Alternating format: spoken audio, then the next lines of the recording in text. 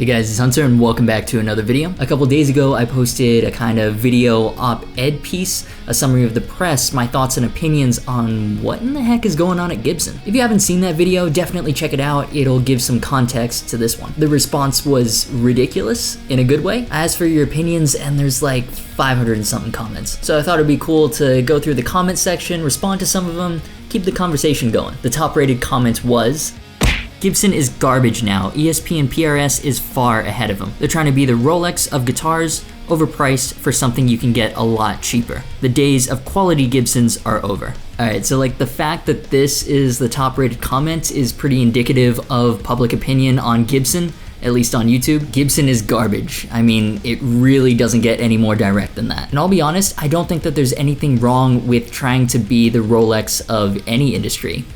But you have to be the Rolex of that industry. The reason you pay all that money for a Rolex is because you're guaranteed a high quality, reliable watch. Plus there's a certain level of prestige that's associated with the brands that helps maintain its resale value. But there were a lot of you in the comments that pointed out that with Gibson, sometimes it seems like you're paying Rolex prices for what is essentially a crapshoot in terms of quality and reliability.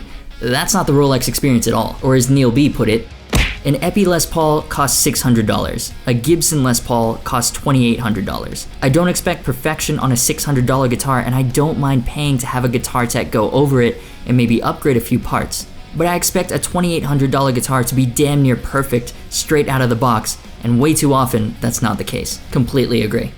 Honestly though, it would be hilarious if Fender bought Gibson. Oh wait, this is the top rated comment? YouTube's rating system is broken. Anyways, yeah, it would be kind of funny if Fender bought Gibson, but also kind of sad. Plus, I doubt it would ever happen. Fender would be brought to antitrust court or something. I'd still buy a Gibson, old school shrug emoji. Me too, and here's the thing. To me, nothing really feels like a properly made Gibson Les Paul, and nothing really holds its value like one either. There are a lot of guitars that are inspired by the LP, but there's just something special about the original, something that's missing from other single cuts. Maybe missing's the wrong word, but they've definitely got a different personality, in my opinion. As I mentioned in the previous video, pretty much all the Gibsons that I've demoed on this channel have been decent, with the exception of the Firebird Zero. If I had the cash, I would have definitely picked up last year's Tribute T. Phenomenal guitar. And that's part of what makes this situation so frustrating. Gibson can still make great guitars. They prove it all the time. Just consistency and public opinion still need work. It's really hard to keep all these guitar channels separate in my mind when every one of them uses some kind of generic royalty-free metal/gent for theme music. Oh man, tears when people ignore the topic and just roast you in the comments for writing generic music.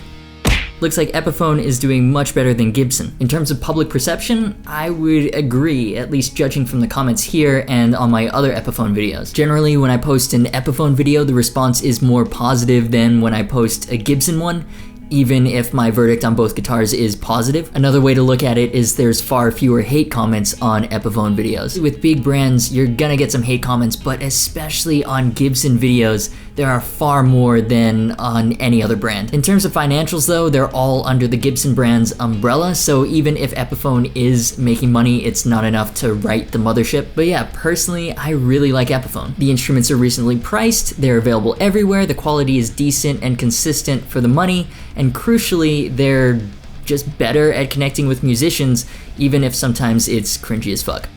Gibson's problem is their low-end models. You can't make a decent guitar paying US wages for $800 and have it be decent. They're trying to fill every single corner of the market, but they need to keep it around the $2,000 to $3,000 range. Focus on making quality guitars in the price range and stop cranking out half-built, faded, and studio models. Let Epiphone fill that part of the market. I actually thought the core of this was a really cool idea. So hypothetically, Gibson would drop all the affordable stuff and focus solely on high-end US models. Meanwhile, Epiphone would produce all the affordable stuff, kind of like how ESP does business. So Gibson would be like the ESP or E2 or Navigator, while Epiphone is like the LTD or Grassroots or Edwards. I don't know, ESP has way too many brands. But yeah, slimmed down, high-end, premium quality lineup starting at $1,500-ish, while Epiphone handles everything $1,000 and below. Honestly, as much as I like the Gibson Tribute series, and I do love the tributes, I wouldn't mind seeing them dropped to reestablish Gibson as a premium brand. I feel like Epiphone does a better job on a more consistent basis in that $800-ish range anyways. Guitars like the Hayfie Les Paul Custom, the Snow Falcon, the Bjorn Galot Les Paul Custom, the inspired by 1955 Les Paul, the list goes on. I mean, all those are great guitars, and whether you play one at local Sam Ash or at a Guitar Center 100 miles away, they basically all feel the same. I like that idea a lot, actually. What do you think? There were also a ton of comments about the CEO, Henry Juskowitz. It appears you guys aren't very fond of him, like on a personal level. He got referred to by his first name a lot. Now, to the man's credit, when he and his partners bought Gibson in 1986, it was reportedly within about 3 months of going out of business, from what I've read, and he turned that company around. However, that was 1986, that was 30 years ago. Things are different now. I get the track Juskowitz is trying to put Gibson on. In a recent article in the LA Times, it explains that he wants Gibson to be a music lifestyle company, not just a guitar company, a quote, powerhouse on par with Nike. That's all well and good, but I assume Nike didn't become Nike by taking shortcuts with QC, by dropping the majority of their endorsees, or by ignoring consumer comments like the 500-something in the last video. Dropping focus on the core product line and ignoring user feedback seems like a bit of a misstep to me.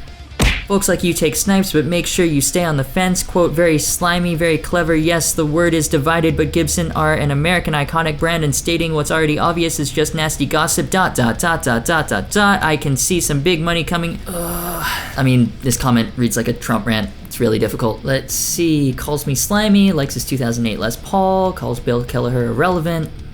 Yeah, I don't know, seems like a nice guy. So yeah, that's pretty much the comment section in a nutshell. If you have anything to add, if you agree, disagree, I'd love to know. Leave your thoughts below. Thanks so much for watching, you've been awesome, and I'll see you for the next video.